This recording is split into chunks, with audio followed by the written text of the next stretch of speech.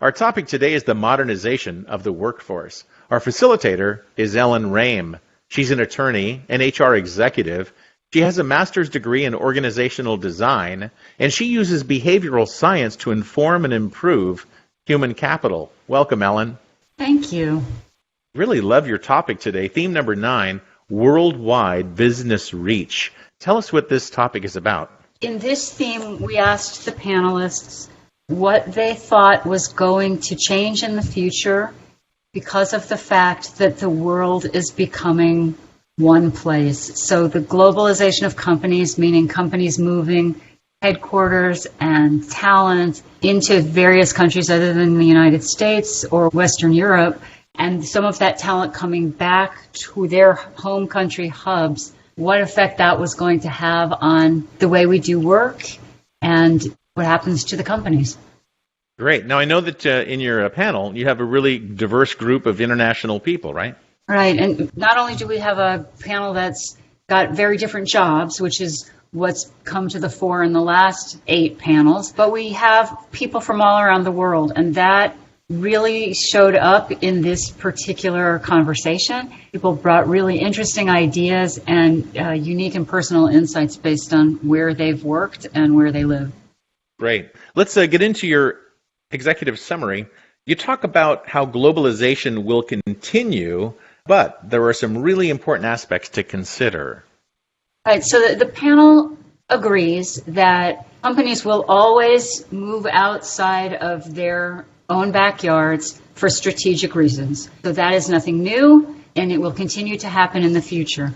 But the world is changing and the work environment is changing. And so to get the most out of that globalization, companies are going to have to pay attention to some unique things. And so there were 4 topics or 4 ideas that came out of the panel discussion, and they were these 4. First, again, traditional ways of globalizing, which means moving product and talent outside of your home base to another country, will continue because right now there's still a cost advantage to do that. Point 2, there is talent available all over the world.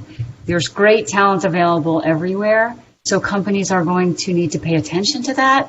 The third point is that in order to be the best you can be globally, you have to really localize. So that sounds like a contradiction in terms, but what it means is in order to truly engage your talent in a different country, you need to respect the local differences in operations and in culture so that the international employees have meaningful work that is impacting the larger or the home base of the company.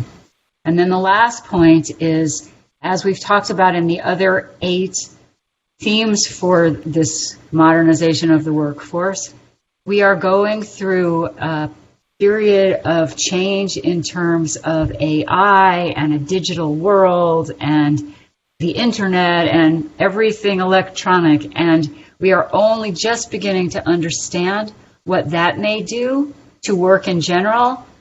And there are still going to be opportunities with that and globalization. Great. Let's get into key point number 1, where Bart is talking about the value of traditional ways. What Bart has summarized or encapsulated here is the idea that people will always move their development or their production or some of their operations to places where it's less expensive to get the work done. So he talks about 2 possible reasons you would do that. You could offshore work like knowledge work, which is software development, to countries where the talent is cheaper by the hour, so India or China. And then there are also reasons to offshore because you get tax breaks. So putting a headquarters or putting a hub somewhere in Europe gives you certain tax breaks. Dealing with the Europeans, same thing happens. You know, if you put your finances in certain places, you may or may not have to pay taxes in various countries. And I thought it was so interesting that he mentions that the Rolling Stones and U2 have somehow moved their corporate entities to Holland because the taxes are better. That's great. He also mentions, and there are a couple of cautionary tales throughout the material that we're going over, that right now, from the standpoint of wages, there is still an earnings gap. And so there is still a value in moving outside of Western Europe or the United States. But with a rise of a middle class in any of these countries where you're moving work, the salaries will probably even out, and then we'll have to have a different and new idea about how to globalize. And in your key point number 2, Megan sort of talks about, I guess, something we saw with the Olympics. There are great performers that live all over the world, right? Right. Good example. We asked, a sub-question on the board about what they thought about being able to get talent. There were several people sharing articles, and the articles said, from a very Western perspective, when companies move outside of the United States, it actually helps upskill the local talent. And Megan responded pretty strongly to this, and she said, there is no skills gap. What we have is a gap in infrastructure that allows Western companies to really tap into the highly trained workforces in a lot of other countries. Lots and lots of other countries have wonderful education systems and are graduating really smart people who are working really well on interesting and important things in their local jurisdictions.